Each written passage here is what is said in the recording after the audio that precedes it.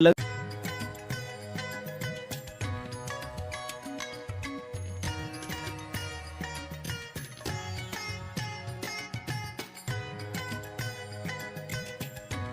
मोहब्बत का जब भी जिक्र होता है तो लैला मजनू, हीर रांझा और ताजमहल का नाम सबसे पहले आता है।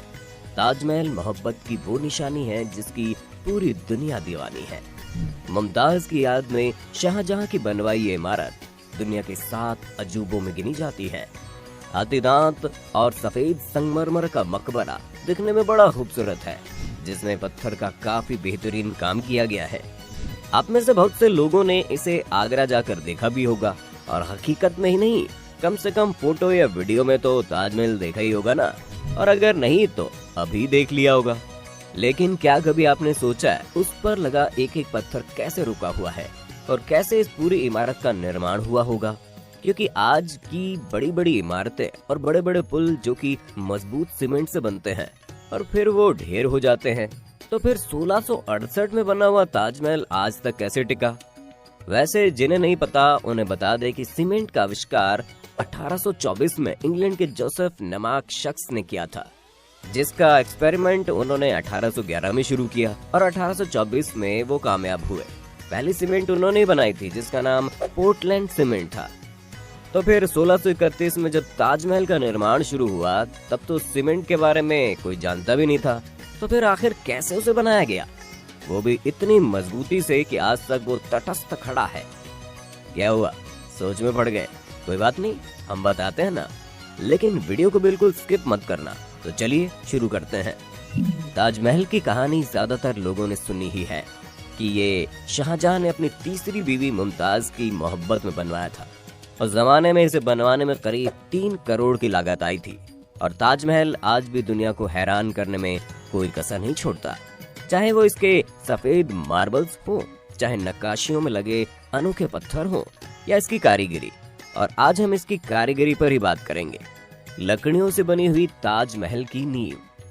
अब ये बात भले ही आपको सुनने में अजीब लग रही होगी और आप सोच भी रहे होंगे कि पागल हो गया क्या, भला लकड़ियों की नींव 370 साल से भी ज्यादा कैसे टिक सकती है? पर यही सच्चाई है। चलिए हम समझाते हैं। इस लकड़ी की नींव में सबसे बड़ा रोल यमुना का है। जी हाँ, जिस तरह से शाहजहां मुमताज के बिना अधूरे है, उसी तरह यमुना के बिना ताजमहल बेकार है। इसलिए नहीं कि यमुना नदी इसे खूबसूरत व्यू देती है, बल्कि इसलिए क्योंकि बिना यमुना के ताजमहल का कोई वजूद नहीं रहेगा और वो गिर जाएगा। जी हाँ, सही सुना आपने। असल में सारा खेल उसी लकड़ी का है। दरअसल वो लकड़ियाँ इबोनी यानी आबनूस के पेड़ की लकड़ियाँ हैं। आबनूस की लकड़ी एक तरह से पत्थर की तरह होती है, जो आम लकड़ियों की तरह पानी पे तैरते नहीं बल्कि डूब जाती हैं। इन लकड़ियों की खासियत ये होती है कि इनमें दीमक नहीं लगती, और सबसे जरूरी बात, अगर आबनूस की लकड़ियों में परमानेंट 30 या 30 से ज्यादा % नमी बनी रहे तो आबनूस की लकड़ी कभी खराब नहीं होगी। ताजमहल के केस में भी यही है। नींव में लगे होने के कारण इन लकड़ियों का यमुना के पानी से पर्याप्त मात्रा में नमी पहुंचती रहती है, और यही कारण है कि लकड़ियां पत्थर से भी मजबूती से जमी हुई है। और इसलिए ही ताजमहल अभी तक टिका हुआ है, क्योंकि उसके किनारे यमुना नदी है। लेकिन यमुना जिस तरह से सूख रही है उसने आर्कियोलॉजिस्ट की चिंता बढ़ा दी है। उनका मानना है कि जिस दिन यमुना का पानी ज्यादा कम हो जाएगा उस दिन लकड़ियों में नमी का स्तर 30% से कम हो जाएगा और ताजमहल गिर जाएगा। तो अब आप समझ ही गए होंगे कि नींव में जब पत्थर ही नहीं है तो फिर सीमेंट की जरूरत ही नहीं है। लेकिन अब सोचने वाली बात यह है कि नींव के ऊपर तो सारा पत्थर ही है, तो फिर उसका क्या? चलिए, जब नींव के बारे में हमने आपको बताया है तो उसके बारे में भी हम बताएंगे। जब बात हो रही है सीमेंट के बिना इतना मजबूत ताजमहल कैसे बना, तो पहले थोड़ा सीमेंट का इतिहास जान लेते हैं। सीमेंट को सबसे पहले बनाने का श्रेय इंग्लैंड के जोसेफ एस्पिन को दिया जाता है, जिन्होंने सबसे पहले 1824 में पोर्टलैंड सीमेंट के लिए एक पेटेंट लिया था। वो सन 1811 में सीमेंट बनाने के लिए एक्सपेरिमेंट में लग गए, और 13 साल की कड़ी मेहनत के बाद 1824 में उन्होंने दुनिया का सबसे पहला सीमेंट बना डाला, जिसका नाम था पोर्टलैंड सीमेंट। अब सीमेंट तो 1824 में आया था और ताजमहल का निर्माण 1631 में शुरू हुआ था, यानी करीब 193 साल पहले। तो फिर कैसे चिपकाए गए थे संगमरमर के पत्थर? आजकल तो मार्बल चिपकाने के लिए कई तरीके मौजूद हैं, जिनके जरिए संगमरमर के पत्थरों को चिपका दिया जाता है। हालांकि उस वक्त पत्थरों को चिपकाने के लिए या आधारशिला बनाने के लिए खास तरह का मटेरियल तैयार किया गया था, और ऐसा नहीं था कि ताजमहल में सिर्फ संगमरमर ही इस्तेमाल किया गया था। उसके कंस्ट्रक्शन में बहुत सारे सेमी प्रेशियस स्टोन जैसे अकीक, येमेनाइट, फिरोजा, लजवार, मूंगा, सुलेमानी, लेज़निया का इस्तेमाल हुआ था। इसके अलावा कुछ अल्ट्रा रेयर स्टोन्स भी ताजमहल में इस्तेमाल हुए थे, जैसे तिलाई, पाइज़हर, अजूबा, खाटू, मैग्नेटिस। द Constructor.org के एक आर्टिकल के मुताबिक ताजमहल की नींव के लिए एक अलग सा घोल बनाया गया था जिसका नाम सरूज बताया जाता है।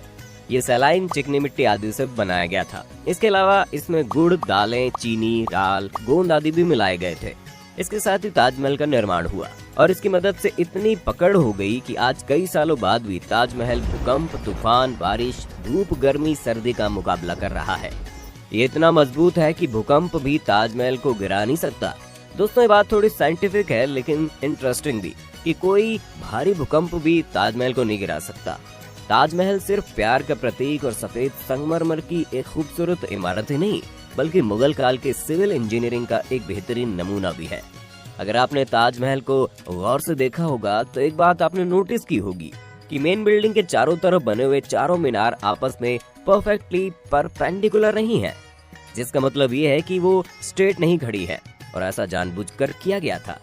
उन मीनारों को थोड़ा सा झुका दिया गया ताकि अगर कोई भूकंप आता है तो वो चारों मीनार मेन बिल्डिंग से दूर गिर जाएं और इस तरह भूकंप के सारे झटके मेन बिल्डिंग तक पहुंचने से पहले ही इन मीनारों में अब्सॉर्ब हो जाएंगे और इस तरह से मेन इमारत पर भूकंप का कोई असर नहीं होगा और वो सुरक्षित बच जाएगी। और आखिर में एक बात ये भी जान लो कि शाहजहां ने किसी भी मजदूर के हाथ नहीं कटवाए थे। ये महज एक अफवाह है और कुछ नहीं। आपको ताजमहल के बारे में कुछ और इंटरेस्टिंग बात पता है तो हमें कमेंट करके बताइए, फिर चाहे वो सच हो या झूठ हम देख लेंगे। अगर आज की वीडियो आपको पसंद आई हो तो इसे लाइक करने के साथ साथ अपने दोस्तों और रिश्तेदारों के साथ शेयर जरूर कर दें। अगर आप वीडियो YouTube पर देख रहे हैं तो चैनल को सब्सक्राइब करके बेल आइकन दबा दें और अगर